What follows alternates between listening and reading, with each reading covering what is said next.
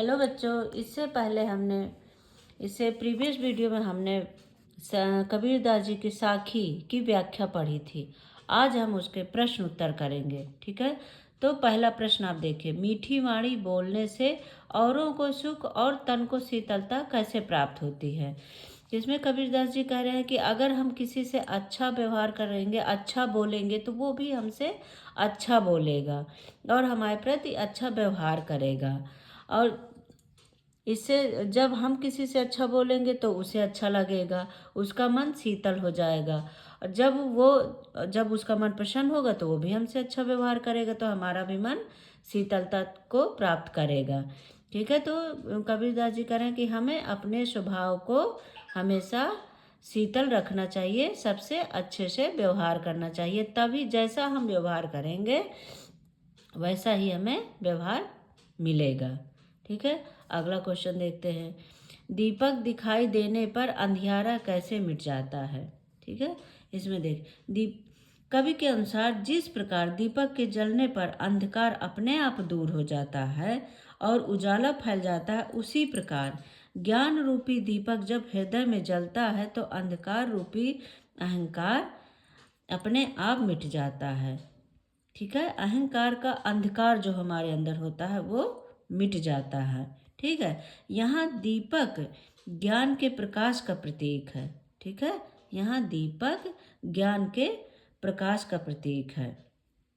और अंधियारा, अंधियारा क्या है? अज्ञानता का प्रतीक है। ठीक है, तो इसमें ये बताने की कोशिश किया है कबीरदास जी ने। अगला देखिए, अगला क्या है, ईश्वर कण कण में व्याप्त है पर हम उसे क्यों नहीं देख पाते। देखिए, इसमें कबीरदास जी कहना चाहते हैं कि हमारा मन अज्ञानता अहंकार में डूबा हुआ है, व्याप्त है। ठीक है, अहंकार में व्याप्त है। हम मन के अज्ञान के कारण ईश्वर को नहीं पहचान पाते हैं। ठीक है, और उसे हम जगह जगह ढूंढते हैं। जिस जिस तरह से मृग के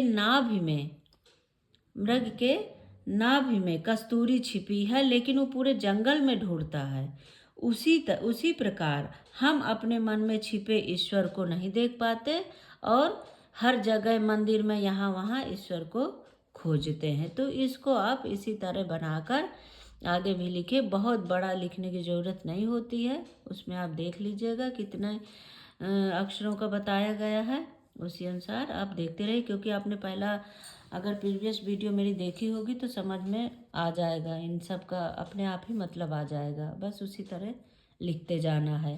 संसार में, अगला क्वेश्चन, संसार में सुखी व्यक्ति कौन है और दुखी कौन। ठीक है, संसार में सुखी व्यक्ति कौन है और दुखी कौन। यहाँ सोना और जागना किसके प्रतीक है, इसका प्रयोग यहाँ क्यों किया गया है, स्पष्ट कीजिए। ठीक है, कबीरदास जी के अनुसार कबीरदास जी कहना चाहते हैं कि केवल कुछ होते हैं जो केवल खाना पीना और सोना और संसारिक सुखों में ही रहना, तो वही व्यक्ति सुखी है। कुछ हैं जो सिर्फ क्या करते हैं, सुबह से अपना खाया पिया काम पे चले गए, आए फिर अपना खाए पिए और सो गए, ऐसे व्यक्ति क्या है, सुखी है। ठीक है, सोना अज्ञानता का प्रतीक है और जागना ज्ञान का प्रतीक है। जो लोग सांसारिक जीवन के भौतिक सुखों में लिप्त रहते हैं वे सोए हुए हैं। ठीक है, और जो ईश्वर के प्रति समर्पित रहते हैं यानी जागते रहते हैं, वही ज्ञान रूपी व्यक्ति है, उन्हीं को ज्ञान मिलता है। ठीक है, तो इसमें आप ये लिख के आइए। अगला देखिए, अपने स्वभाव को निर्मल रखने के लिए कबीर ने क्या सुझाया है। कबीरदास जी कहते हैं कि जैसे कोई निंदक, आपकी बुराई करने वाला आपके पास होता है तो आपको पता चलता रहता है कि हमारे अंदर क्या बुराई है और उस बुराई को हम अपनी सुधारते रहते हैं।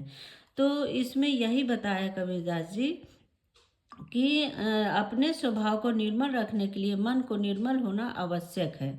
ठीक है, मन को निर्मल रखना आवश्यक है। जब हमें अपने अंदर की बुराई पता चल गई और हमने उसका निदान कर लिया तो हमारा क्या मन निर्मल हो गया। ठीक है, तो वही कह रहे हैं कि जब कोई बुराई करने वाला आपके पास होता है तो ये सोचिए कि आपका वो हितैषी है, उसके लिए आपको एक अपने आंगन में कुटिया बनवा देनी चाहिए, यानी कमरा बनवा देना चाहिए। वह सबसे बड़ा आपका हितैषी है। ठीक है, तो इसमें यही आपको बताया गया है। अगला देखते हैं। एक अमिस पीयू का पढ़े सुपंडित होए। इस पंक्ति द्वारा कवि क्या कहना चाहता है? कवि इस पंक्ति द्वारा शास्त्रीय ज्ञान की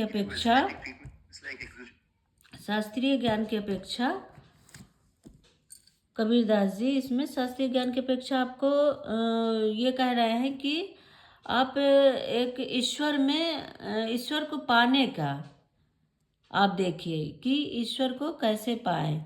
आप एक अक्षर भी अगर पा लेते हैं ईश्वर का, एक अक्षर भी अगर पढ़ लेते हैं तो आपको ये पोथी पत्र पढ़ने की ज़रूरत नहीं है। आप ये मानिए कि अपना कल्याण कर लेते हैं और अपने साथ साथ आप दूसरों को भी तार देते हैं। इस पंक्ति में यही कहना चाह रहे हैं कबीरदास जी। ठीक है, आगे देखिए। कबीर की उद्धत साखियों की भाषा की विशेषता स्पष्ट की। ठीक है, तो हमारा क्वेश्चन क्या है? कबीर की उद्धत साखियों की भाषा की विशेषता स्पष्ट कीजिए। देखिए, कबीरदास जी एक जगह नहीं रहते थे, वो जगह जगह घूमते थे और उन्हें जगह जगह का ज्ञान होता था, उनका प्रत्यक्ष ज्ञान होता था। ठीक है बच्चों, उन्हें प्रत्यक्ष ज्ञान मिलता था क्योंकि वो जगह जगह जाते थे, एक जगह नहीं रहते थे, वो जगह जगह भ्रमण करते थे। उनके द्वारा रचित साखियों में अवधी, राजस्थानी, भोजपुरी और पंजाबी भाषाओं के शब्दों का प्रभाव स्पष्ट दिखाई देता है। ठीक है, इसी कारण उनकी भाषा को क्या कहा गया है? पंचमेल खिचड़ी। ठीक है, और कबीरदास की भाषा कैसी है? सधुकड़ी है। ठीक है, वे जैसा बोलते थे उनके काव्य संग्रह साखी में वैसा ही लिखने का प्रयास किया गया है। ठीक है बा, उनकी भाषा कैसी थी? उपदेशात्मकता, प्रवाह, सहजता, सरलता। ठीक है, सरलता शैली का प्रयोग हुआ है।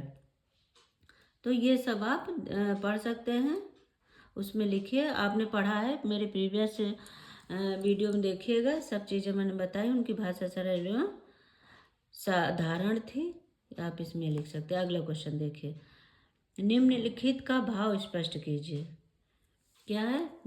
अच्छा, भाव स्पष्ट कीजिए। जब भी ये भाव स्पष्ट कीजिए आता है तो इसमें आप क्या लिखेंगे? उसका मतलब। ठीक है, इसका इस पंक्ति का क्या मतलब हुआ? विरह भुवंगम तन बसै, मंत्र न लागे कोय। कबीरदास जी कहते हैं कि विरह व्यथा विष से भी अधिक नुकसान मतलब आपके लिए हानिकारक होती है। ठीक है, जिस पर किसी तरह का मंत्र किसी पर जिस तरह मंत्र का कोई लाभ नहीं होता है।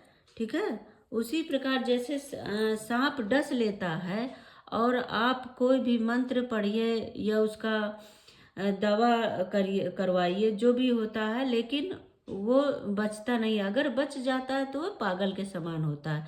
इसी तरह भगवान को, ईश्वर को जब कोई पाना चाहता है और पा लेता है तो वो साधारण तौर पे नहीं पाता है, उसे बहुत कठिन परिश्रम करनी पड़ती है। ठीक है, तो जब वो पा जाता है तो फिर वो पागल के समान ही हो जाता है, उसे इस संसारिक चीज़ों से कोई मतलब नहीं रहता है।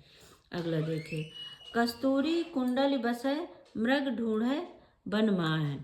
देखिए क्या कह रहे हैं कबीरदास जी इसमें, कि जिस प्रकार मृग कस्तूरी को पूरे जंगल में ढूंढता है, लेकिन कस्तूरी उसके नाभि में ही होती है।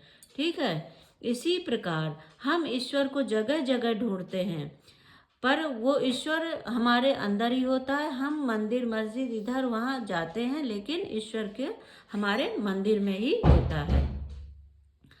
अगला देखिए। जब मैं था तब हरि नहीं, अब हरि है मैं नाही। जब हरि था, जब मैं था, जब मेरे अंदर अहम था। ठीक है, जब मेरे अंदर अहम भरा हुआ था तब हरि नहीं थे, तब भगवान नहीं थे। और जब मुझ में हरि मिल गए हैं तब मेरे अंदर मेरा अहम यानी मैं नहीं बचा है। ठीक है। जब तक वह मानता था कि मैं अर्थात मेरे मन में अहंकार था तब तक वह मुझे भगवान की प्राप्ति नहीं हुई। ठीक है। जब भगवान की प्राप्त हुई तो तब मेरे मन का अंधकार मिट गया और ज्ञान रूपी अंधकार अज्ञान रूपी अंधकार मेरे अंदर से मिट गया और ज्ञान रूपी दीपक या उजाला मुझे मिल गया। ठीक है। ईश्वर का साथ साथ रहना संभव है पर यह भावना दूर होते ही वह ईश्वर को पा जाते हैं। ठीक है। अगली देखिए, पोथी पढ़ पढ़ जग मुआ पंडित भया न कोय। क्या कह रहे हैं इसमें कि आप कितने भी पोथी पत्र कुछ भी पढ़ लीजिए, कितना ज्ञान ले लीजिए, लेकिन जब तक आपके मन का अंधकार नहीं मिटेगा, ठीक है, जब तक आपके मन का अंधकार नहीं मिटेगा तब तक आप कुछ भी ज्ञान प्राप्त करिए लेकिन आपको अज्ञानता से छुटकारा नहीं मिलेगा। ठीक है। आप एक अक्षर भी अगर ज्ञान का पा लेते हैं तो सोचिए कि अपना कल्याण और आपके साथ जो चल रहा है आप उसको भी तार देंगे। ठीक है बच्चों, तो ये मैंने आपको बता दिया। भाव आप इस तरह से लिख कर आइए। और आज हमने ये पूरा किया साखी, और बाकी बताइएगा जो कहीं दिक्कत आए आप कमेंट करके भेजिए और लाइक और सब्सक्राइब करते रहिए। थैंक यू बच्चों।